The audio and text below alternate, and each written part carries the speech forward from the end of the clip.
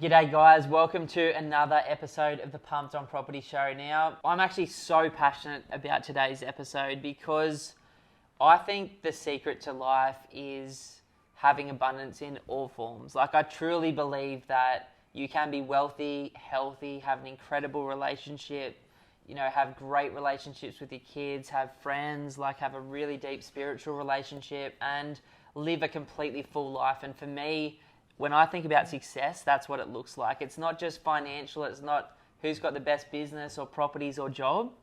It is who's living the most authentically themselves and living their best life because of that.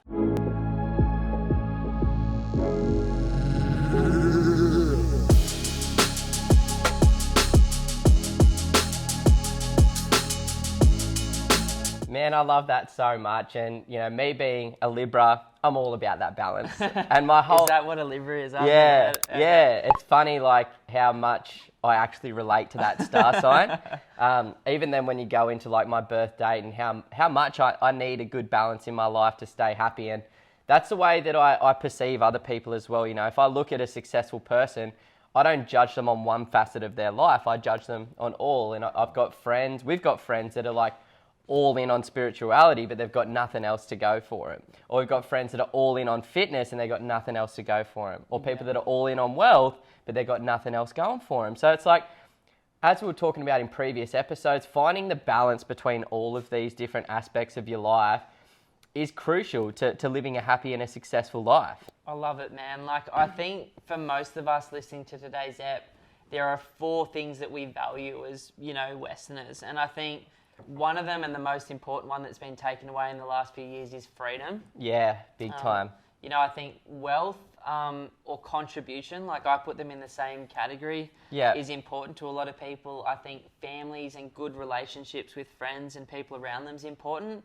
And I think health, being mental, physical and spiritual, is important to a lot of us as well. And Simon and I sort of wanted to break those down today one by one and sort of talk through our experiences of how we've constantly trying to readjust and find that balance that we're both seeking. And I think it's an ongoing journey. It's never, once you figure it out, something will happen and you've got to change and then you've got to figure a new thing out. And that's the journey of life. That's a beautiful thing about life, is the constant change, the constant challenges that you're forced to overcome. And I think if you can look at life like that, from that, more open-minded perspective, an opportunist, an optimist mindset rather than a pessimistic mindset, it just makes it a hell of a lot easier to maneuver through this crazy world. I noticed this recently. I was going for a surf. Did you come down to Benders when I went down with Dad and Ryan from On Property and a bunch of the Sydney boys? Nah, I missed out on that trip. Yeah. Someone had to keep the business running, bro. And we were down there for about 3 days or so. And it was funny because Ryan and I are just at the stage with our surfing where it's I will surf any condition no matter what, because I've got enough experience to know that even on 1 foot onshore waves, I'm going to have a fun wave. And it was funny, he's man, your dad really cares about the surf being good, hey? And I'm he really does. And out of the 5 or 6 surfs we had, every single one of them was so fun for all of us. Even my mate that's a proper charger on a bodyboard was riding these little 1 foot waves and stuff. And it's just funny, our dad is such a positive optimist in every area, but for that one little part of his life. And I think we've all got that, and sometimes that little blind spot. And Ryan said to him, he's geez, Luke, you're a professional surfer or something, mate. What's going on? And Dad was as soon as he heard that, he was recognising that and just got into it and loved it, you know what I mean? Yeah, well, sometimes you just need that little push, that little bit of encouragement, because nobody's perfect. No. Nobody can see everything. And sometimes all it takes is an outsider's perspective to look in and go, hey, have you recognised this? Have you recognised this missing link? And sometimes that missing link is all you need. The reason I brought that story up is because there is no such thing as true balance. It is just this constant dance of life between feeling in flow and out of flow and readjusting. And in Japan, right, when they're sipping on their coffees and their cups, a lot of the people that practice mindfulness in Japan will actually chip their cup so that the cup isn't perfect. So every single time they drink, they've got a recognition that life isn't perfect, and it's not perfect. And so we don't want to be coming across here like we've got our shit together, because some days I feel like I've got it, and then other days I feel so far out of whack and like the worst dad, the shittest business person, the worst investor. But it's like, you wake up the next day, you keep fresh going. start, the kid in the candy store again, and you can pick anything you want to do. Yeah, and I think that like perseverance through the more challenging times is what builds that resilience that you 100%. really need as well. Like even just before we started recording, you know, I had my vaccination yesterday, and I felt a little bit weird this morning, but I just recognized that, okay, this morning I just need to take it easy. I just need to be kind to myself. I need to recognize that I've put something into my body that is foreign, that my body is kind of reacting to in a different way. But that doesn't make it good or bad. It just is what it is. And you keep moving. You keep doing it. Bro.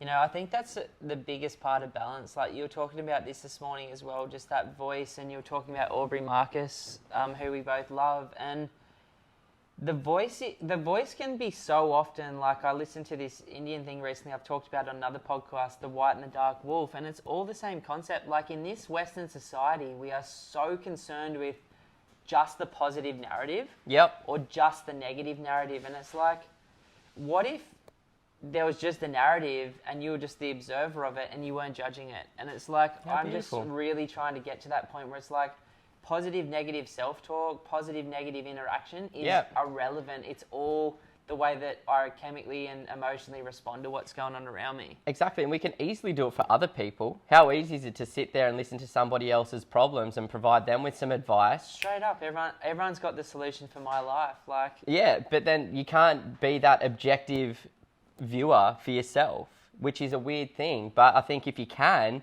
and you can sort of experience something and then see it from a couple of different perspectives, then it makes it easier to be like, okay, cool. It isn't the world ending right now. It's just really another challenge. I'm good at watching my brain and my body and not connecting to it, but you're really good at seeing multiple perspectives and then deciding which path you want to take and going for it. So, you know, let's talk to this one thing at the moment, because so many of us feels like we've been in handcuffs in jail, and honestly, like for some people stuck in one-bedroom units in Melbourne or Sydney for the last few years, like, we feel for you. It's real rough. But freedom is important in nature. It's important in mindset.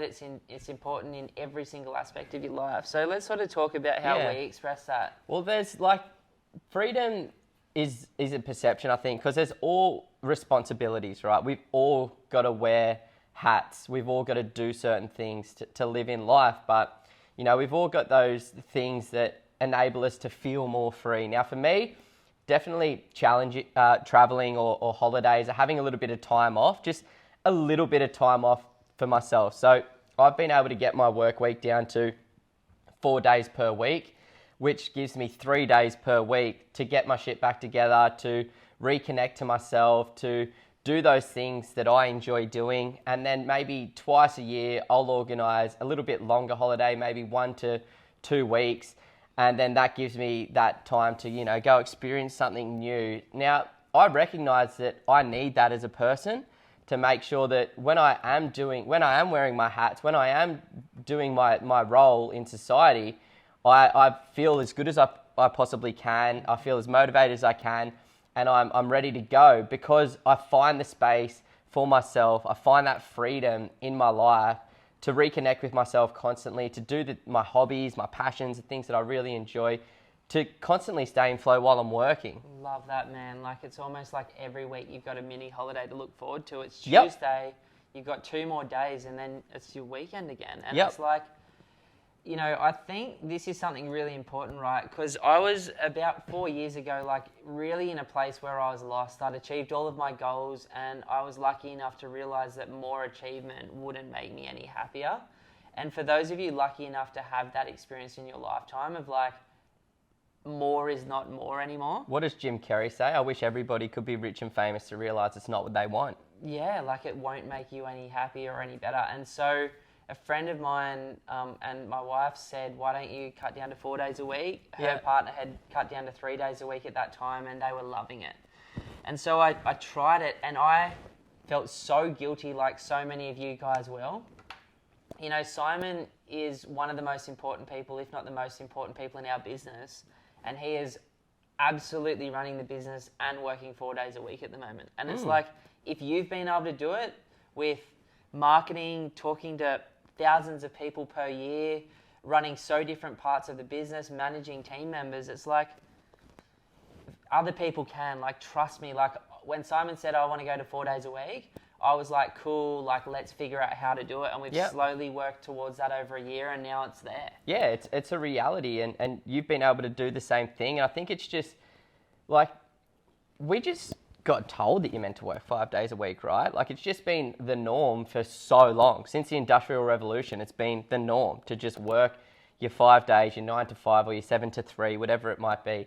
That's just what's normal. To do something that's contradictory to the norm, people are going to look at it and go, oh, you can't do that. But when I was working 5 days a week, I had so much white space in my calendar. There's so many times where I could have a chat to my colleagues, where I could, you know, go have whatever, like just that time. But when I pull back to 4 days, it means, my 4 days are a little bit more intense, but I feel more productive. I feel like I'm getting more done, and I've got more freedom in my week. You know, I love this. Like, you know, that's sort of something that we both incorporated. Another thing that I had to allow myself to do is, I think most people, you know, I'm definitely, you know, by December, even like late November, I'm pretty rattled from the year. Like, whether it's been a hard year or a soft year or a big year or an easy year, I'm just naturally, I think most of us get to that point where it's just like, you're fed up, like you're exhausted. And, you know, in our office from, you know, November, like I just literally start just enjoying more, because I'm like, it's so close to Christmas. And what I did is, like, for the first few years in this business, and a lot of people do this in their jobs as well, right? Because it's the way that it's always been. We'll come back so early in Jan. And I did that for the first 2 or 3 years in this role. And I realized that no one in my industry comes back early. No. So many people, if you're like in anything but trade, honestly, or hospo tourism, like literally your industry doesn't even really start till about the second week, maybe third week even of Jan. And I don't even reckon Australia starts until February, really. I agree. So take that time. That's what I mean. Like, you know, instead of taking 1 week off over Christmas, or 1.5 to 10 days, whatever they like allow you to have, like, why not try what it would feel like to recharge every year and take 2 weeks, 3 weeks off? And it generally, at the end of the year, I find it takes me like a week to just like slow down. Stress out and slow down. Let it go. So like, I like to take, you know, 2.5, like 2 to 3 weeks off over that period of time. You know, I did the same thing when I was at uni and working full time. I'd be like, okay, I'll work late, I'll come back early because I need to do the reps right now. And sometimes that's a reality. You know, sometimes when it's sunshine and rainbows, the business is just working like a faucet. It's just coming down no matter what. It's like, you take it while you can, right? You take it while you can, but at the other time, like, you've also got to recognize that in a lot of industries, there's certain times that are better to take off than others, 100%. And you should use that to your advantage. Figure out what that time is. Like, figure out what your down season is in your world, and ask a year before. Like, you know, plan it into your life. I was talking to my mum last night, and she's like, I just always feel better when I've got something to look forward to in the form of travel. And, you know, that's one thing I want to talk about. Like, a lot of people would be like, well, you know, Simon's bought 4 properties in the last 4 years. You know, he's lucky is the normal thing. Or then, like, no, he's just busted his ass is the second most normal thing. And it's like, I've heard every single reason for, like, why someone is where they are, except asking them. And it's like, I've gone overseas since I started investing 14 times. Would you saying that? I just can't. That's so epic. Simon's done equally or more as many trips as that. It's like, we take time off. Like, we understand the benefit of resting. Like, I've been really guilty since the start of the virus to literally, I've only taken 2 weeks, maybe? Well, I've taken like the Christmas off, which was 3 weeks. True. And then I've had 4 holidays since January last year that have all been a week off. Yeah. And then I've taken a shitload of like long weekends, but it's like, I still feel, even with all of that, like I'm missing that, you know, that bigger trip, which I'm so excited to start taking again, because it's like, it's important to have mini breaks, but it's also important to just completely reset yourself back down to your base self. And what I wanted to say with that story is, you can have both. Like, what about if you started to think, how can I become a successful investor and healthy and have great relationships and travel once a year or twice a year and live the best life versus I'm going to bust my ass for 15 years and hustle like everyone on Instagram says you should and miss it all? Well, I think like the reason that we've been able to do that is because we're good planners. Yeah. So there's a strategy there. So we sit down and we go, well, what do we want? This is what we want. Well, how do we get there? And you reverse engineer that back to step by step. This is what I need to do. And then we automate that. So we completely automate our finances, the wealth side of our life, to a point where we don't have to think about it. It happens naturally. And we factor in, as a part of that plan, all of these things. We factor in, okay, well, I want to go on 5 to 6 weeks worth of holidays per year. I want to work 4 days per week. That's planned. That's factored in. I want to go on a surf trip. I want to go on a snowboard trip. I want to take the kids somewhere special. That's a part of the plan. Once it's a part of the plan, it makes it easier to achieve. But if you're just like bumping around life in a pinball machine, then it's just not going to happen. You're not going to be able to find the space because you haven't been able to create the plan. Like, even thinking about and knowing when the right time to take time off in real estate is and taking advantage of that. I love it. It can be done, and you just really need to set a plan, set intention, and incorporate that into your budget, into your savings, into your everyday life. You know, I've got 2 friends in Sydney, both are solicitors. One of them's just become a barrister, and one of them is doing like the standard soliciting life. Like, they've both been at it for almost the same amount of time now. He's busting his ass, you know, trying to clock in 100 or 50 hours a week of billables and working 80 hours a week to achieve that. And the other one is doing what needs to be done in chunks. And I was like, he was up here recently. He just took 8 weeks off or Trip even around. more. Sydney to Queensland to WA and back. And he was up here and like he'd be getting a referral from a solicitor saying, I've got this case coming up or this one. And he's just like, man, I'll be back in 2 months. Give me a call then. Yeah. Or he'd just open up his calendar. He's like, I'll be back in 2 months. Lock it in for me for this date. Yep. And so he's just like in flow and understanding that, 2 guys, same career, same profession, both expected because of the industry they're in to work 80 hours a week. Yep. Living such different lives and paths. And one of them is so happy. And the other one is like, talking about the past every time we're together because that was the best part of it. You know what I mean? Yeah, it's tough, right? Man. Yeah, it is tough. And that's why freedom is such a, like, it's one of the pillars to success. Freedom is one of the pillars because it's where you can connect with yourself. You can re-find yourself or redefine yourself in that period. Because if you're just hustling and focusing on working so hard, it's like, try a different approach. Work smarter, not harder, because it can be done. Like, you've just been reading this rest book. What was the averages of like the high performers? 4 hours of meaningful, focused, challenging or strategic creative work a day. There you go. And then some of them were still working 8 hours a day. But, the best of the best were like working in focused chunks in the morning. Like, what that book was so interesting for is you've got this value, right, of freedom, but then you talked about responsibilities, which we all have, and certainty. And it's like what this book went into, like research-wise, is people on average, high performers like you guys listening to this and us, that have structure in their life, so they know when their holidays are coming up, they know when their rest days are, they have structured calendars that they follow in their day job, and they don't diverge unless they really need to away from that, are so much happier on average, so much more creative, so much healthier, innovate more in their industries, and have a much, much higher satisfaction for life score. Wow. Structure, as weird as it is to say, creates freedom. I have always lived by this, and I didn't even recognize until you've told me about this book, but like, structure's good because once it's set, you don't think about it again. And you've got that structure, so any time outside of that is free to do what you want to do. Completely, and that's what we talk about with our calendars, with our work weeks, with our work days. It's like so structured, split up into like 1 to 2 hour chunks of focused work where it's just like, cool, this is exactly what I need to be doing.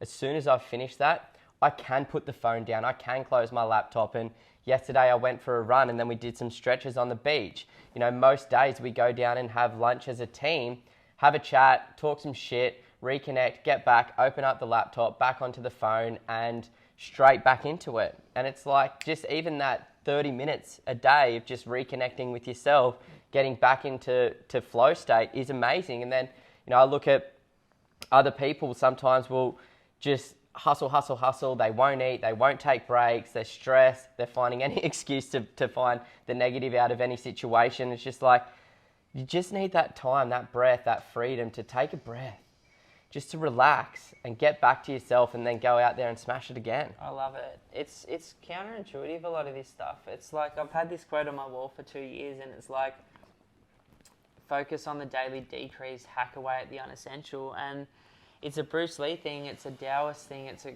Christian thing, it's in every religion. It's just like, simplify things back to like their simplest form, and it creates space for everything. You know, so let's talk about a second important thing now. I put wealth and contribution into the same box because we're lucky enough in this business to not just make money from it, but to completely help and change people's lives for the better as well.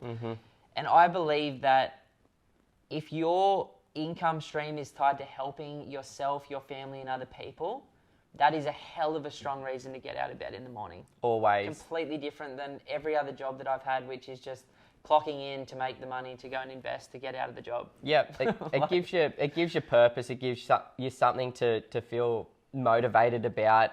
And it's an absolute blessing if you've got that in your life. Not everyone does, but I guess living in this world, we are a bit more free to choose what we want to do now. Like how often do people change careers nowadays? Like it happens a lot. So just changing even cultures with companies. Like Linton, I was sitting down one of the boys in our team yesterday and he's like, I've never been in a place before where I could live my value of helping and serving people in my day-to-day life and still make bank for it. It depends on your version of help as well, because like for us, we feel as though we're helping people making smarter decisions, set themselves up for the future. But your help might be like creating a beautiful piece of art, or like you might be a carpenter that loves working with wood and you might make little things, ornaments for around the house or seats or tables or whatever it is. And it's like, that's your contribution, but just doing that thing where you are finding that fulfillment in what you're doing. Ryan from On Property said this to me last year when I was having a bit of meltdown just before Christmas because I wanted to start something new, and he's like, why? And it was the right question. Like, I love that he asked me that. And he said, why don't you start looking again for the joy in your role? Like what, you know, for you guys out there that are doing something you don't enjoy, what if instead of like reacting to it like I did for so long, which was trying to find an escape route, going, what do I enjoy about what I do? And just really double down on that. Like if you're an engineer and super detail orientated, you know, why don't you try and get your numbers as close to perfection as you can so that the project gets forward faster? If you're a solicitor working in contracts all day, like so many of our clients are, like, you know, why don't you put a bit more time into the client-facing side of your role and just actually, instead of just having a soliciting conversation, spend that extra few minutes to enjoy a human conversation at the same time. I love that, bro. It's so true, you know, perspective, right? Yeah. How do you look at your situation? And you can always find that because every single person's role is meaningful. 100%. Otherwise, you wouldn't have a job. Yeah, find joy in it. Like, find the reason and the things that you enjoy and then focus on them. But when it comes to wealth, when I think about like... How do we get there? Yeah, I feel as though like accumulating that, like to us, automating this process is the best, you know, and you know, that's why we've got a business, and that's why so many people, like we've automated for a lot of people the process of buying an investment property. They come to us asking for some support. We help them do that. You can do this in any aspect of your life. You can really automate a lot of things. For us, it's just automating the savings, paying yourself first, getting everything as simple as it possibly can, functioning like a machine, functioning like a business. So you honestly don't have to think about it. You just check in once a month or once a quarter or once a year even, and you know you're still moving towards your goal. But that side of it, like buying property, investing in real estate, takes time. You're not buying a property every other year. So there's so much in between time that you've got to just recognize, and so many people just become all consumed by it, which actually ends up holding them back rather than moving them forward. So automate it to the best of your ability, outsource it if need be, if it's not your area of expertise. Like I talk to a lot of business owners or a lot of really successful business people, and they're trying to figure this stuff out on their own. And sometimes what I say to them, like, maybe it's in your best interest to just focus on what you know and do best, and then outsource this to somebody who's going to do it better. It's like, I know I can service my car myself, but is it going to run as good and for as long as if I were to take it to a mechanic? No way. Do I enjoy doing that stuff? I don't at all. So what do? I pay somebody to do it that's going to do a better result for me. I love that, man. Like, you know, in terms of linking wealth back to this accumulating property while living well, you know, like Simon said, paying yourself first, having a budget in place, reducing your fixed costs so that you've got money to invest, understanding the journey of investing. It starts with accumulating the assets that will make you free. That for some of you could be 1 or 2. For other people, it could be, I talked to someone yesterday that wanted to do 8, and I'm like, that's a big goal. It's going to take us 15 to 20 years to do it, but let's like slowly one property time towards it. They were super young. 20 years, they're only going to be 50. So. I showed them yesterday that if they did 4, you know, they'd be worth almost $3 million and have over 100 grand of passive income by the age of 40. And they were just like, whoa, like we thought we had to do all of this, but if we just have a slow 15 to 20 year plan, we'll get there. And, you know, with wealth, it really comes down to like, what is the why behind it? Now, for me, it is so clear with kids to just the reason for doing it is to get my time back and choices in my life sooner so that I can work 4 days a week or 3 days a week in the future maybe, or take 8 weeks off a year, or pay that extra person in the business to take away some of that pain from my role so that I can focus on this stuff that I love doing and spending more time with clients. Like, what is your why? Like, what is the reason for investing? Because if it's not a big picture reason and it's just about making money or getting wealthy, you're just not going to go through the hard times. Like, you'll get to property 1 or 2 and you'll get fucking sick of saving, and you'll sell at the wrong time, or, you know, something will happen. And I was talking to a guy last week, and, you know, we were talking about investing. He's like, I've just always made the mistakes of buying at the wrong time and selling at the wrong time. So you just need to have a bit of a better understanding of that why, of that purpose, why you're doing it, to drag you through those tough times. Because I was listening to some of the decisions, and it was like, he just sat on the fence for that little bit too long. And then by the time he found the confidence, it was too late. And a lot of people end up doing that. So if you've got that like really passionate driving why, it's going to motivate you to get it done a little bit sooner, which sometimes can be the best case scenario. And just know that like saving to me is fun, but I'm the outlier on that. Like, saving for most people is not fun. Like, I think I'm probably the little outlier on that one.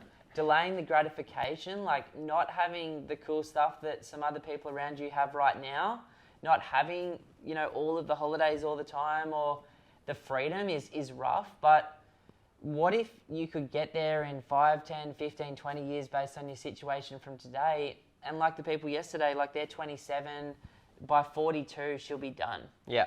You know, in the plan that she created for herself with some ideas that we shared with her, it's just like, it's extremely possible. And I think that's the most important thing with like understanding the wealth aspect. Like, how are you going to do it?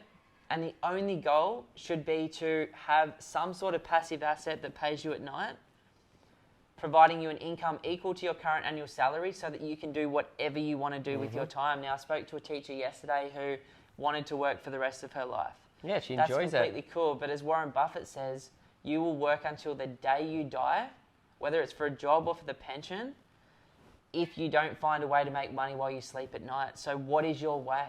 Yeah. Like, our way is property. Yeah. I've got friends that are absolutely set up from crypto, from stocks, from businesses, other things. Like it's not going to happen itself. You know, with this wealth aspect, it's not going to just all of a sudden magically going to happen. Like, you need to do it. Like, you've got to figure out what one aligns most with you. And I'm guessing it's property from everybody listening to the podcast. So if it is, then figure out property. How can I use this to my advantage so that I can start earning some money while I sleep, so I can get my money working for me, like Robert Kiyosaki talks about, so that I don't have to, for the rest of my life, trade this time. And so many people just think short term as opposed to long term. And it's like, if you're under the age of 45 right now, there's time. You've got so much time on your side to capitalize off this and set up the rest of your life completely sweet. Even if you're over that age, there's still plenty of opportunities out there, but like, accept that you do have time and there is no pressure. You can just slowly but surely figure it out, find the purpose, find the why, then find the asset class that's going to help you get there. Just slowly but surely chip away at it, just like you have your life. Like, we all live life and we all grow and learn as we go, but we don't have many expectations for it. You know, do the same with your investment journey and just pick that avenue and slowly but surely continue educating yourself, continue building your team of advisors, continue building your portfolio, and slowly but surely you'll start to see the forest through the trees and start to make sense of it all. So true. Like, I've been reading another book at the moment, and it looks at like the behaviors of high performers based on a whole bunch of different studies. And the thing that creates wealth or success in property or a passive income in life isn't what you expect it to be. Like, most people expect it to be like working your ass off, hustling, having really late nights, thinking about it when you're at a barbecue with a mate. Like, that's the way that people are manifesting this stuff and doing the work. Sometimes that speeds it up. That can speed it up massively like as well. Like for you, you know, I know you've done all of those things. I did all I've done all of those things as well. 100%. Like, I spent almost 10 years doing those things. But it's like, actual high performers and people that get financially free just show up so consistently. Like, it is about what you become, what you consistently do, and your behaviors, your rituals, your habits are what determine your future tomorrow. And so it's like, I used to spend my weekends looking on realestate.com in suburbs I knew nothing about and on the phone talking to people that didn't matter to what I was trying to achieve. Now I spend my weekends resting, recovering, enjoying time with family and friends, and at the beach. It's like, and then when I'm in like thinking about my financial future mode, like Oprah talks about doing it, I will sit down and I'll plan for a moment, and then after the planning's over, I get back onto like the next moment. What's next? And it's like, I really want people to understand that, like, consistently saving, investing is conditioning. It takes time. It is scary as hell. Buying is always scary because you don't know what you don't know. And you've got zero control over the global or Australian market. And every 20 years, you'll see potentially 100% growth and a 50% decline in different times throughout a 20-year period. And so that keeps people out of it. But just keep showing up. Like, and maybe instead of showing up on realestate.com thinking that's doing the right stuff when you don't even know which market, which city, which strategy, which type of property you want, maybe it's worthwhile going back to like more foundational episodes that we do, or the Property Couch guys do, or Michael Matusik does. Start with the basics, you know. Get the 101s down. Building those foundations, building your cornerstones is what's going to make everything else easier. It's like when you go see a personal trainer, they're not going to get you in there doing the intense workouts straight away. A good personal trainer is going to get you in there and work on your core, stabilizing muscles for the first month to build up the foundation so you can do the other things. Finance is the exact same thing. You build the cornerstones, you start with the fundamentals, and from there you can build from that. I really want to reinforce that because, you know, a bunch of years back, ages ago now, I think I was like 23 or 24, me and a mate decided to run a marathon, and he's like, dude, I've got these 3 guys. One was Jim Rohn, one was Dennis Waitley, one was Brian Tracy. And I just literally trained for 6 months and listened to, like, I'm talking thousands of hours of this stuff. Like, I was just running around. I was like extending my runs because the stuff I was listening to was so good. Yeah. Now, Brian Tracy, who was a property developer before he came like a sales coach or personal development guy, talked about the way that people think about their future. Now, most people are thinking about a residential home that's 1 story high that needs a 6 to 12-inch slab, right? And that's the foundation they build around their knowledge, their skills, their mindset, their attitude, their habits, their rituals. But then he said, if you want to create something more than that, now something more isn't more financial success. I'm talking about a life that we're explaining here, like with good friends, good family, connected, making happy, money, joyful, healthy, like wealthy, passive income, businesses or jobs that you enjoy, people that you deeply care about and the time to spend it with them. You have to go deeper than the average person, because the average person is the deeply average unhappy. Like, and that's brutal to say that, but the average person is complaining, living below the line and making moment-to-moment choices. Yeah. And this foundation takes much longer, but I've spent 15 years almost since that point now building this foundation, and it's like the results in terms of like many different parts of my life. Like when I look at friends that haven't trained for 15 years versus me consistently, like sleeping well, eating well, resting, training, moving, a day and night. Like I look at mindset, like working on that for 15 years, first in personal development, then in particular business skills, then particular investing skills, then mindfulness, spirituality, psychology. It's like there's a difference between people that recognize they're not their brain, they're not their body, they're not their properties, they're not their car, and because they're not attached, anything they want can happen. They know it's time. What about this? Like, how I would say that there is certainly commonalities between all of these different aspects. They're so the same. If you build those foundations, it doesn't matter if the next thing that you need to focus on is wealth or health or family relationships. Like the foundations, learning all of those things only makes learning everything else so much easier, because one thing that uni taught me was how to learn. And that was like a massive cornerstone. That was a massive foundation for me, learning how to learn. So now I can learn other things a hell of a lot easier. 100%. And same with all of these things, like the principles are all transferable. When I was, because I've taken everything from health. Like I had good relationships in my life before that. But then when I started to get into proper training at 20, everything that I have done since that point has stemmed off the back of that. Now, I used to think about this when I was like riding up Budrum Hill over the top and then back down and then back up. It is one pedal at a time. And when I started investing, I went, it is one micro pedal at a time, but I'll get to where I need to be. Which is like you're saving, one little bit of saving every single week. Save each week.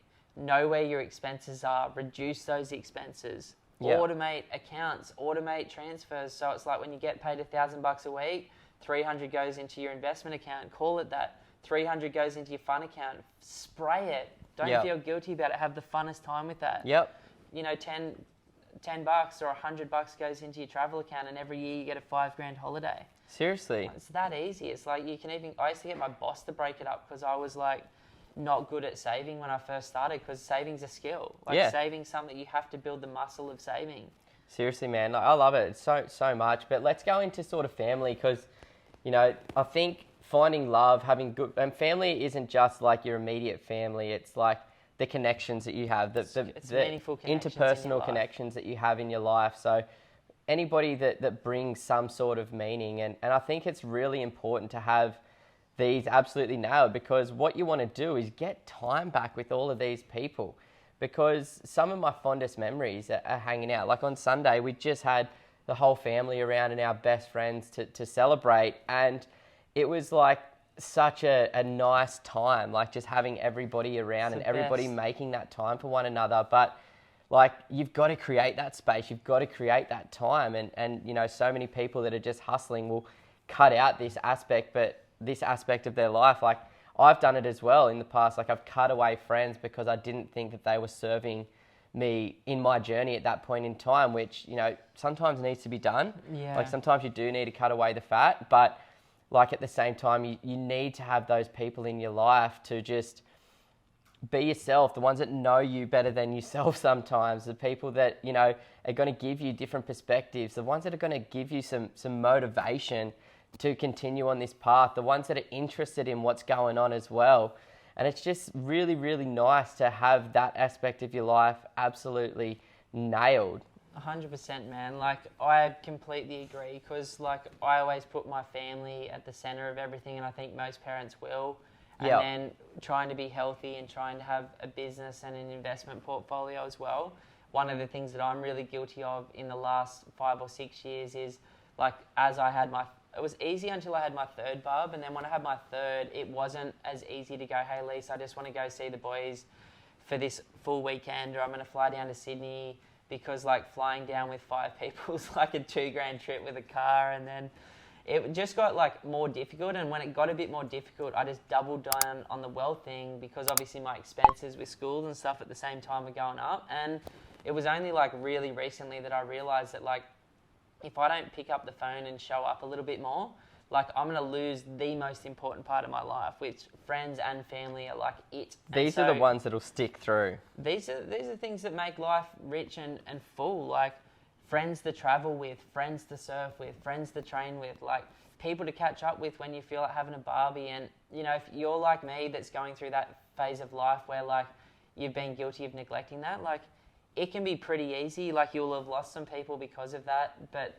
the true ones or the ones that you want to invest back in, like just keep showing up and they all come straight around. Like it's crazy. Yeah, and like I know you put a lot of pressure on yourself as well, like last year when you were trying to reconnect after that, and you like in your mind you thought that you'd lost a lot of relationships, but in everybody else's mind it was just like, oh, like they understood. Ben's got 3 kids, he's got a business, he's got a property investment portfolio, he's got a lot going on.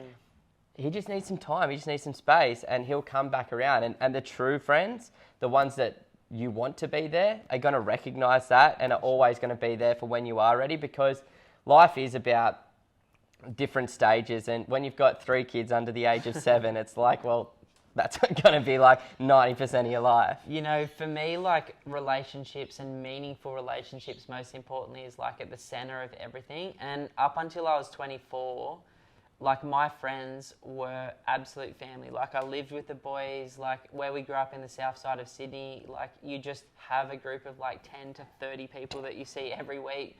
And like if you live there, you still like it. A lot of people still live like that. It's just a very cliquey place.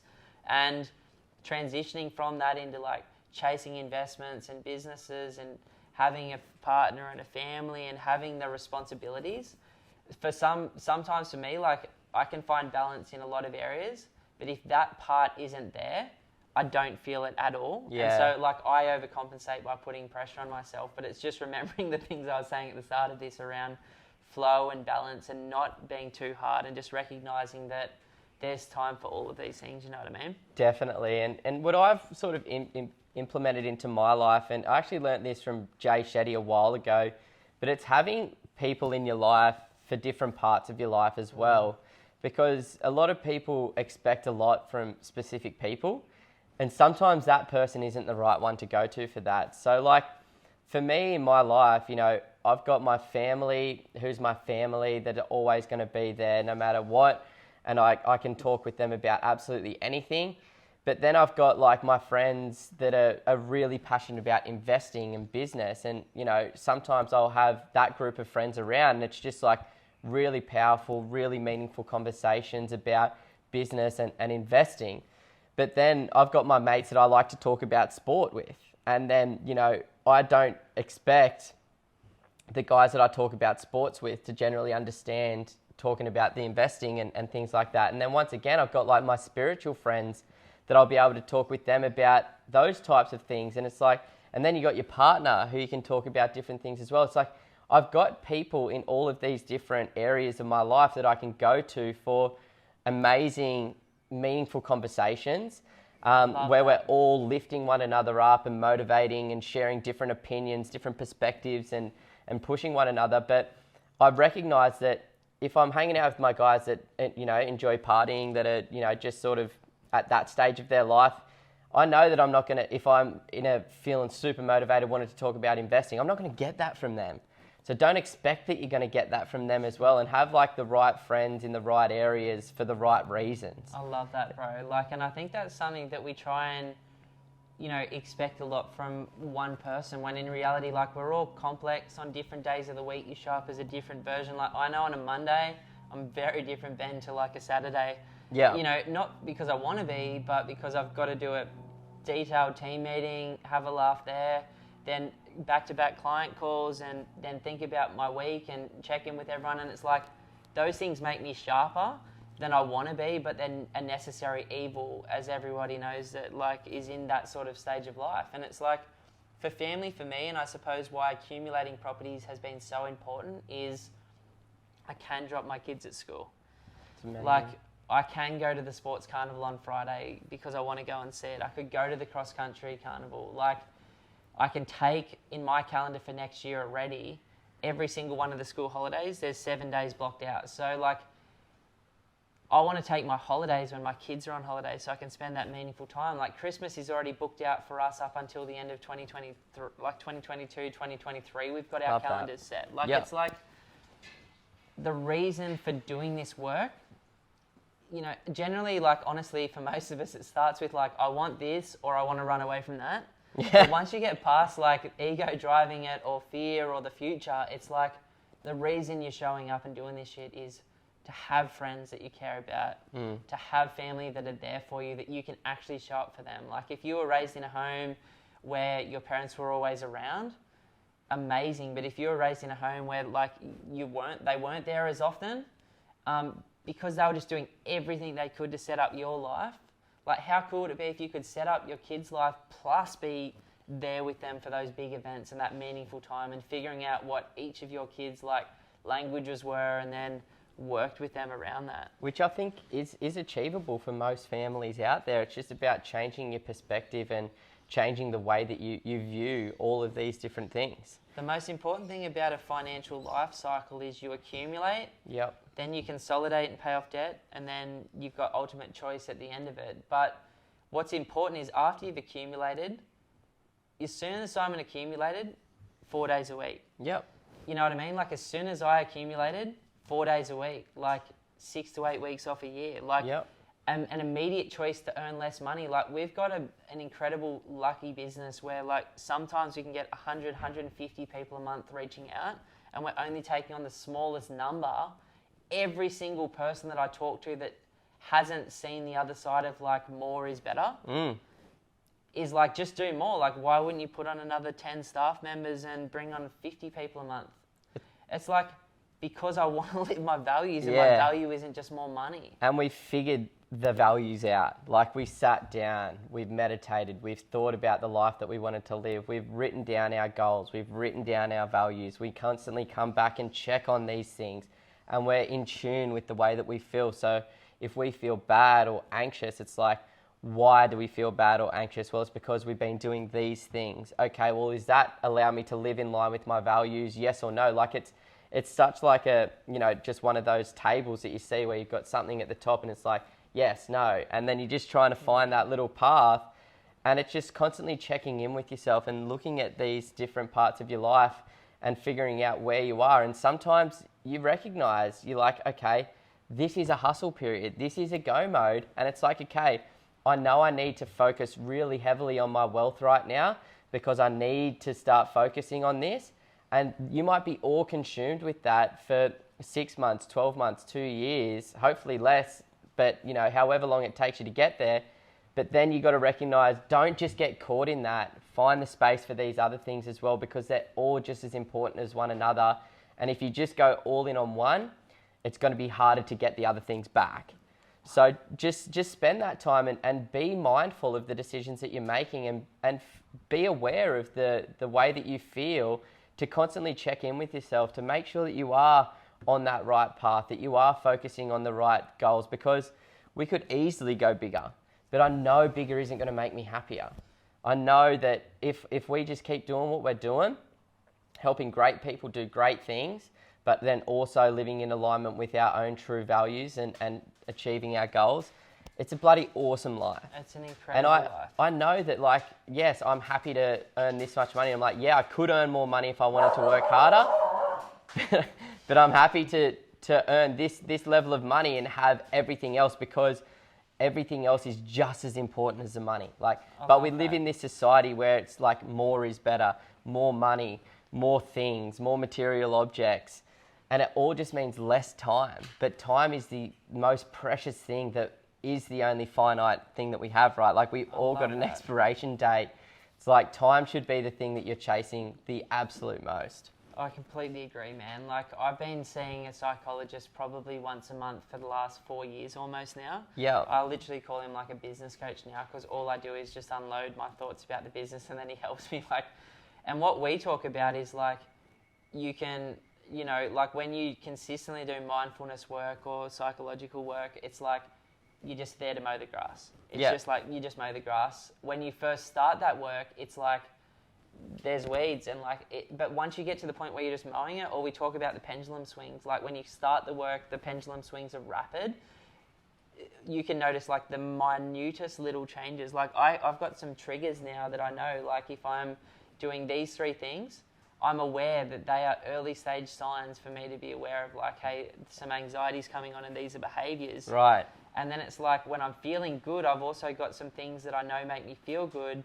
And so I check in when I'm feeling good with the things that make me feel good and stay in flow. When I'm feeling not good, instead of focusing on the things that I've done and hammering myself because I did this or I did that or I showed up this way and I'm above that now, it's like, cool, like I'm feeling this way, and if I continue on these behaviors, this is what it looks like, more suffering down this path. These are some things that aren't going to make me feel good today or maybe even this week.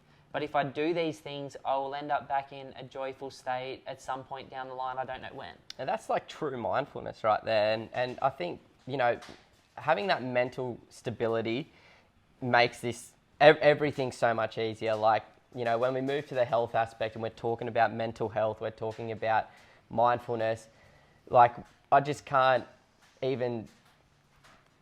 every single week we get back to this idea of like figuring yourself out, because once you figure yourself out, you figure everything else out, because you know these little triggers that make you unhappy, but then you also find the triggers that make you happy. Completely. And it's like, I wake up, good night's sleep, bad night's sleep, feeling good, feeling bad, doesn't matter, because I know what I need to do to feel good now. And it's literally one of 3 things. I get up and I do some yoga and have a cold shower, or I get up and I do a little bit of a workout and I have a cold shower, or I get up and I go for a surf or a swim in the ocean. If I do those 3 things, if any one of those 3 things, I know regardless of how I felt when I woke up, it's going to change within 30 minutes. So, but only by thinking about my life and trying all of these different morning routines, did I finally get there to realize, okay, this is it. So it's you can change your state. You listen to Tony Robbins and all of these personal development people talking about it all the time, like changing your state and like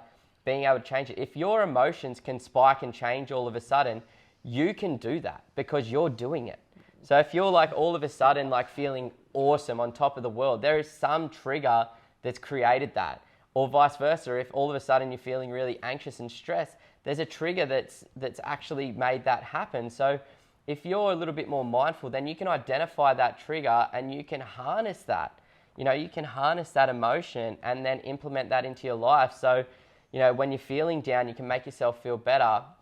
Or if you're too excited, which I don't think anybody can be too excited, you can calm yourself down. Sometimes I do, but you just more on top of it. And it's like, it gives you the time back that we're all looking for. If you've got that covered, if you've got that ticked off, then it takes you less time to find that flow again. It takes you less time to get back into the right frame of mind to keep moving forward. It's like, if you feel average when you wake up and you get back in, then you're going to have a better morning with your kids. I love it. And I think that's what this is for. Like, it's, you know, what if you just showed up in that area of your life and, you know, when you're feeling those emotions come up, instead of like unloading on it, or letting it like grab you and tackle you. For yourself, but for the people around you, most importantly, it's like, what if before you buy it, you could give yourself a moment to go, I'm about to buy it. Like, I'm really bad at that. Like, I can easily, like, my natural temperament of what I've learned is to just absolutely go like for the throat.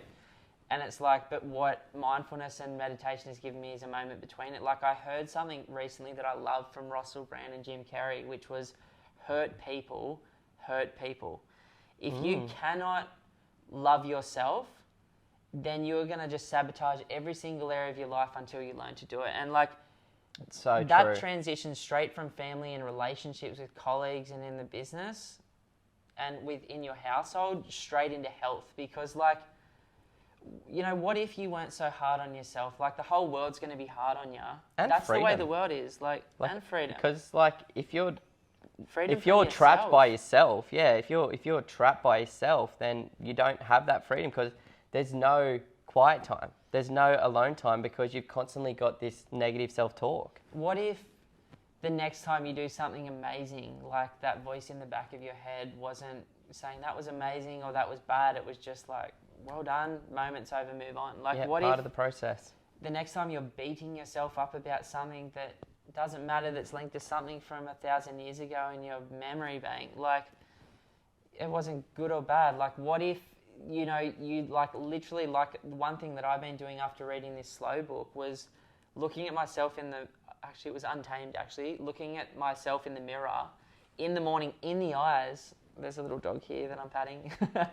And just going, like, so cute. His little Malibu, she's back.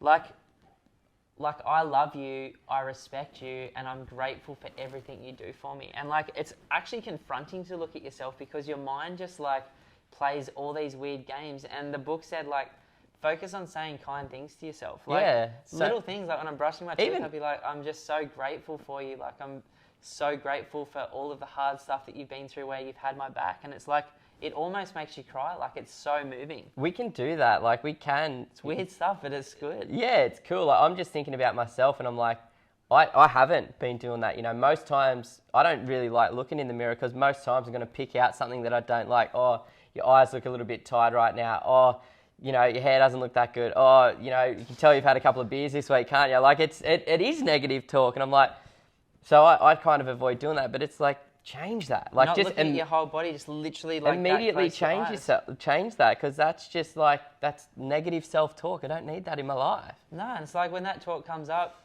hey, instead of like bashing the talk, it's like, hey, I'm so grateful that like that negative voice is also the one when you've got you back in a corner that will get you out of it. When your kid's about to run on the road and you run after them and you grab them, like, you know what I mean? Like, that's part of the human nature is absolutely incredible if you just allow it to be a part of your life and not suppress it by like always having it positive, or, you know, when it comes up, just forcing it back down. It's like, fuck, you're like really giving me a fucking hard time today, man. Yeah. Why? Like, okay, cool, just fucking go for it. Like, and sometimes when you'll get to like, why are you doing this? It's like, oh, because of this, that, and the other. Yeah, there's normally like a series of events that you couldn't see until after the fact. Yeah, exactly. But mindfulness allows you to see those events unfolding as they are, so that as the triggers come up that press the buttons, because it's a series of like similar behaviours that get you down the hole, you're identifying them early. Like, one of our friends has been saying this to me for 10 years. When you're having a thought, observing the thought as well as where it's going to lead, and if it leads to suffering, at that point just change it. Yeah, or just acknowledge it and let it go. Because it's like, I didn't get that until like this last 2 weeks. I'm like, I don't have to follow the thought down to the point where it's turned me like accidentally cutting someone off in traffic and that person yelling at me as I'm driving past, and then me getting an emotional reaction to thinking about some shit that happened when I was little with a best friend. The fucking, you know what I mean? Like, the world's going to end because of some Phil Anderson shit that I've read. Yeah. What? It's just like, this guy, that's his problem. Like, yeah, my like human nature's going to flare up and like, hey, I don't want to get bashed or anything. Yeah. It's like, you know what I mean? Yeah, 100%. It's like, so weird. It doesn't have to go there. No, you just let it go. Just let it go a little bit easier. And what it's also done for me is like, I've found a connection to a more spiritual, I guess, like, we'll talk about a spiritual sense. And like, I'm not necessarily a very religious guy. We went to a Catholic school and, you know, grew up going to church and things like that. But it's not that I really identify with any specific religion, but I definitely identify with some sort of thing that controls more than just like the way that we are moving through this world. Like, I truly believe that like the world is far more connected than what meets the eye, and that there is far more at play than what we can control. So sometimes just surrendering to that, you know, it's like the old Viking approach to like fate. You know, there might be some sort of fate, or like everything. Like, I've got this quote on my desk at the office, and it says, trust the universe, trust the universe that everything is unfolding exactly when it's meant to be, exactly as it's meant to be. I love that. And it's just, look, I'm in exactly where I'm meant to be right now. I don't think too much about the future. I don't think too much of the past. I'm exactly where I need to be right now. And I know if I just do that, for some reason, it all works out. And it has, like it really has, like surrendering and just letting the process happen, but doing the work. What if that was the way that you looked at health from today forward, that everything is going to work out even though I don't know how right now? Like, what if that was your baseline belief system that flowed into every part of your life? Like, I want to make some more money. I don't know how right now, but I'm just going to set the intention and I know it's going to work out. And then I'm going to, as you said, do the work. Like, yeah, I think doing the work on top of it is important. So important. Like, these things don't just happen. Saving, budgeting, figuring out an investment plan. Spending time with the people you love. Buying the right property. Then, the health stuff. Like, every single morning when I wake up at 6 a.m, meditate, train, cold pool. Like, that just doesn't happen. Like, in fact, it's the opposite of that. Like, it's almost like my natural instinct until it became a ritual was just to not do that. Yeah. So I was watching a John Florence, who's like the number one, or I think he's the best surfer in the world, free surfer, 100%, like by far. And especially after watching him, like he's the best. When he's in comp, he's just injured, but when he's in comps, he's unbeatable. Yeah, and so like he just did this trip because he smashed his knee was in a brace, and he's like, man, finally, after 15 years of competitive surfing, like I've got an opportunity to do my other passion, which is sailing. Yeah. He sailed from Hawaii like 1,000 miles down to these unique islands. He met this conservation team talking about the interconnectedness of everything. And the team is like, we are here studying, like there was 16 scientists living on this tiny little island, and this was an island that was decimated in World War II. It was where they dropped the atomic bombs to... Oh, were they? Yeah. I thought it was just a military camp, this island. Have you seen the 4-part series? Yeah. Maybe it was. Yeah, no, I know that part of the Pacific was where they were dropping the atomic bombs to test them, and it fully fucked them up. So what's happened is, I don't... whatever's happened there, it was destroyed 100 years ago or 80 years ago, and then they've just because it's so remote, they've just let this place come back, and then these scientists have come there and they're actually using it. Like, the people like, why are you putting resources into like conservation in a pristine environment as perfect as it could be in the world? And they're like, because if we understand like what a baseline looks like, then everything flows from that. But what they were all saying, these scientists, is like everything is so interconnected, and the natural state of the world when humans don't take too much is absolute abundance for everything. And it was just like another, whether it's Christianity, like Taoism, another form of religion, spirituality, Buddhism, a scientist, we are so deeply connected that it is not even funny. And it's like that approach in every part of your life, like just understanding that, hey, I don't need, like, what do I really need from a properties perspective? What do I really want with my health? Like, for 15 years health-wise, I just did isolation training and was just feeling shit all the time. But that's twisting with your values of wanting to surf for the rest of your life, because like isolation training isn't going to help that. Yeah, so it's like, I found a baseline, this GMB. I haven't been able to do it yet. Simon started it, but I just downloaded it and I'm loving it. Hey, like it just makes sense. Like, I love it. It's just you're moving like a kid every day and having fun doing it. And it's like, for us guys, I suppose it's like, why not, figure out a way to feel free and be free, and, why not figure out wealth? Why not figure out family? Yeah. Why not figure out health and what that means to you? And then why not find a way day to day to live those things that are important to you and figure out what a good family, like I was listening to Gary Vee recently, and he's like, I spend all week, like 80 hours a week in the office, and then on the weekends, I'm 100% with my family, and for 6 weeks here, I'm on holiday, and that's perfect for him. But then I saw his latest 2 videos where he's like, yeah, I'm here on a Sunday. So I'm like, where's he at? Like, but there's no perfection there. No. It's the balance. Yeah, and it's just having, like, it's going to happen regardless. Like, you're alive, you're living, you're breathing, you're working, you're raising a family. Life is going to happen regardless of whether or not you choose to do this. So this is 100% a choice, which is up to you to try and figure it out, to give yourself the space to take opportunity in certain times. So if you are forced to work 5 or 6 days a week because that's what you need to do to support your family right now, then try and find the freedom in the time that you do have off. Like, try your very best to change your perception and go from survival mode to thriving mode in that.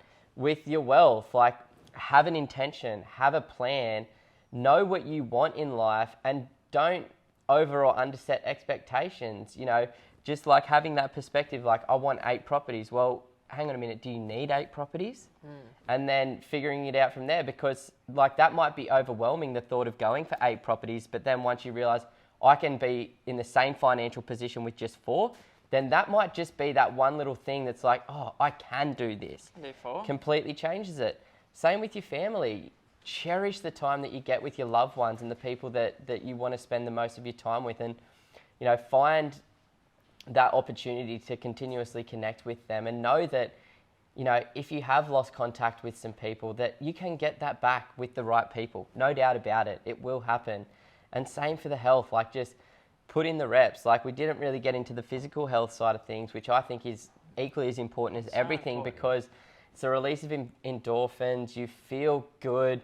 It gives you so much motivation. Actually makes you tired as well at the end of the day. If you put in a good workout, you know you're going to be ready for bed at the end of the day.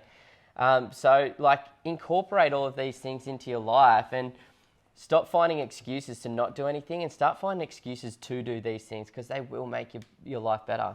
For sure. And I think when things really become simple, because like all of these things are new things, if you know, but there'll be a couple of these parts or values of your life, or maybe all of them right now, that you're absolutely living in alignment with.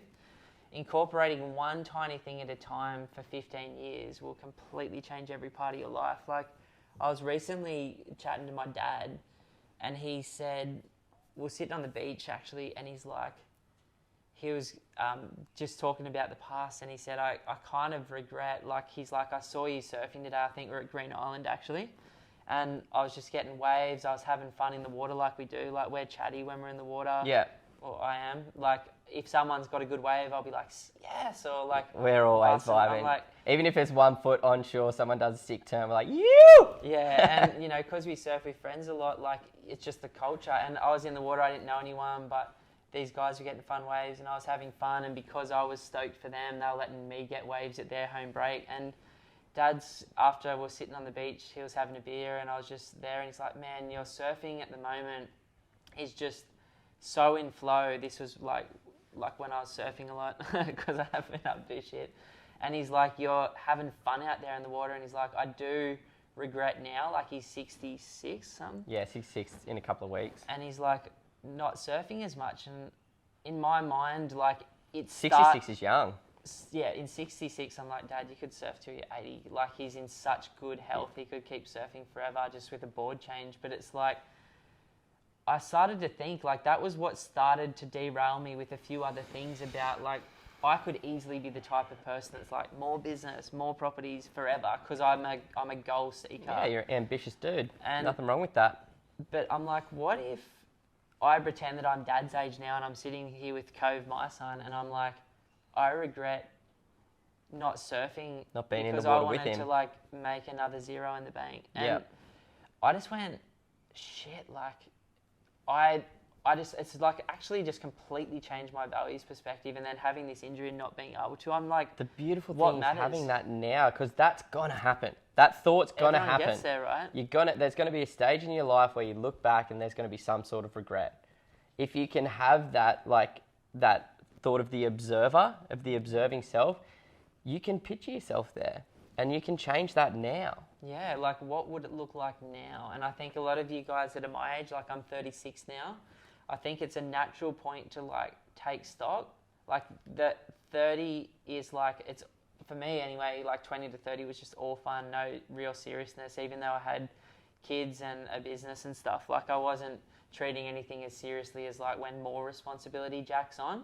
But it's like at 36 or, like, 40 or whatever you're at now, like, maybe it's a really good time to just take stock and choose what you want, because I just had this, oh my God moment. I'll be Dad's age in 30 years. I could surf 150 times a year for 30 years.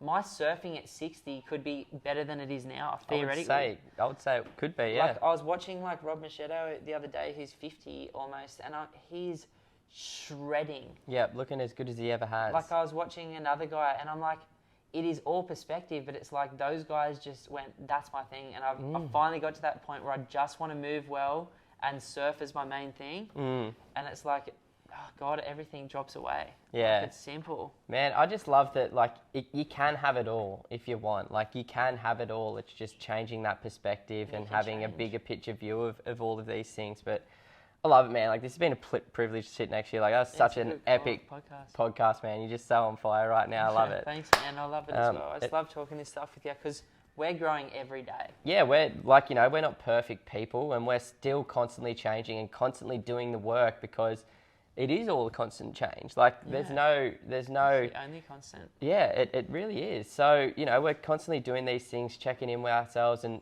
some weeks are better than others, some weeks are worse than others, and you just taking stock, keep moving forward, continue filling your life with the things that bring you joy and happiness. And it's been a pretty damn awesome journey. Like, I'm still super young, you're still super young, we've got a long ways to go. But, just having these open conversations, these positive conversations, promoting a positive lifestyle, like, that's what we want. They're the type of people that we want to work with, that we want to connect with, that we want to communicate with. And it's because that's the life that we want.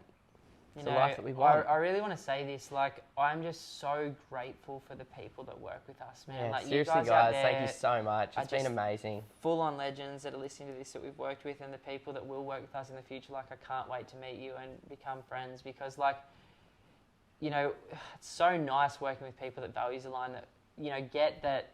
I talked to this chick yesterday. She was a legend from Cairns, and she's like, I just want to, she's like, what'd she say? I just want a Rangy, man. I want my Rangy. I'm like, I want your Rangy too. I just want to help someone else pay for it for you. And she's like, yeah, I can wait for that. She's like, I also want the dream home acreage with the ocean views. I'm like, fully, like, let's do that, but let's just, like, do a simple investment strategy first so that someone else, again, is paying for that. And she was like, for sure, like, happy to wait. But when we got into values, really want the Rangy or, like, the beautiful home. What she really wanted was her time back and the choice to do what she loves. Yeah, spend more time with her kids, her partner. Exactly. It's like it's all adjusting over time to what it is you want. Society does tell us that we should have these things. You should have the newest phone. You should have the newest car. You should be earning more money. Like, that's what we're told. Like, just scrolling on Facebook and Instagram, like, every other second there's a new ad for a new thing. And it's just like, you got to recognize that we're bombarded constantly with all of this pressure of how we're supposed to live our lives. And, hopefully hearing these things maybe changes your perspective, because sometimes just thinking about that, it's like, I really want the Rangy. I really want, like, the nice handbag, whatever it is. Yeah, you might want that, which is totally fine if you do, but is it, like, at the top of your value list? Is it the top of your priority list? Like, do you want that more than some of these other things? It's so funny you say that, man, because I was, last Friday, like, Lisa, my wife, was like, she's like, the kids are getting more manageable. I'm at home a little bit more. Plus, I'm actually present when I'm home, which means I'm more helpful and stuff. And, like, she's like, I'm kind of, like, ready to do something again. And she's like, do you feel like buying another property so I can have a project? And I was like, sort of carried away in the day. I'm like, oh, there's some cool places. Like, what about this one or that one? Because you love property investing, of course. I love investing. Like, she knows you too well. She's like, hey, Benny. Yeah, and I was looking at it and I'm like, we thought about it. We even placed an offer on a place on the weekend, and I was like, just left it after that because someone else wanted to pay more and I didn't. And it was like, I said to her on Monday after I got home yesterday, I'm like, I've been thinking, like, another $1 million of debt is another, like, how many years of my life? Like 4, 5, 6, 10 years to pay off? Like, I don't know how long it'll take. Even in a good year, if I had no debt, it'd take a fucking long time to pay off, like, all of that. And it's like, I said to her, I'm like, I don't think I want this anymore. Like, I know that one more house isn't going to make me any happier. I think adding another property in this area, which we actually already own 3 properties in that suburb, like, I'm like, the projects will come, like, because 2 of them need to be renovated and we need a granny flat on one next year. I'm like, why don't you start thinking about that? And instead of like filling your life with this and giving me more stress and anxiety, like, why don't we just, you know, go on another little holiday? Like, why don't we think about like spending more time with the kids? Why don't you treat these 2 properties that have tenants in them as the projects now and get them ready? Yeah, do an online course or something, you know. And you know, she just did subscribe to like the 3 Birds styling course. Epic. And she's going to redo the Reno course, which she's a good interior designer. And it's like, you know, stepping back. Every day we're being challenged with these things. It's like, because like I get caught on it. It's like, oh, more sounds awesome. What if I owned another property? What would that be like in 30 years? Yeah, like, and the ego spikes up as well. And like, how does that help me surf more? How does it get me to a Friday with my kids at the school carnival? How do I get to drop the kids off and still need to make like hundreds of grand a year every single year for the next 20 years just not to choke in the next recession? Like, I don't want to live with that much pressure anymore, because it's like, enough's enough. But Jesus, me and Simon like hustled our asses off to get into a position to make that choice. Yeah. If you're at property 0 or 1, it's probably going to be a bit of hard work in front of you. It will be. But then there'll be a time where it's like, cool, I've got enough. And then it's like knowing you've got enough. And sometimes you need that hard work to find the clarity in other areas of your life. Like work sometimes 60 hours and you'll, you know, appreciate the days off. Exactly. But no, I love it, man. I just can't wait to continue living life in alignment with my values and constantly learning more. The good thing about every single aspect here is there is no specific goal at the end of this. Like, actually, I've got a wealth goal, which is like a certain amount of passive income per year. That's like a goal, but like you could take it further if you wanted to. You know, same with freedom. You don't know how far you want to take that. Family, choices, time, all of these things. Like, there is no sounds so good, necessary end goal, and that's what I like about these things, because there's such a challenge that like. And some people struggle with like not having a clear goal. I struggle with it, man. Like I like it. See, like when I think about surfing and mindfulness and property investing and business, I'm like, I don't know how it's all going to come together, but I know if I just keep doing what I'm doing, it's going to work out. Yeah. And it's like, but I'm never going to be Kelly Slater. I'm never going to be the Dalai Lama. I'm never going to be Robert Kiyosaki. You know what I mean? But like, there's such high levels that to aspire towards. Not that I ever intend on getting that good, but it's just like, the fact that there's no end goal means that I can constantly get better at this for the rest of my life. I love and like, it, man. detaching from my ego and recognizing that as an opportunity, like learning constantly for the rest of my life, like that's such a motivating factor for myself to keep doing this stuff. I love that, bro. It's like, what do you say? Macklemore's like, there's layers to the shit player. There's layers to the shit player. It's like, there is, and it's like, that's the exciting thing. Yeah. Everyone's got their own, their own story, their own background and everything like that. For those of you who haven't already, like, give us a 5-star review on the podcast if you haven't done it. 10, but that's a 10-star review. Yeah. Do it twice. Give us a 10, bro. For those of you who aren't following us on YouTube, check it out, Pumped on Property. Get on the Instagram and the Facey, where we share completely different content, a lot more tactical property-related stuff than the podcast. We just truly want the best for you guys, and I hope that comes across. Like, invest, don't invest, but why not have a crack at showing up and creating choices in your life and becoming the best version of yourself? Hell yeah. I want that for everyone, because I truly believe things will get better when more people aren't so self-focused all the time and start serving and helping other people more. 100%, man. Love it so much. Thank you so much for tuning in, guys. Oh, sweaty. So sweaty.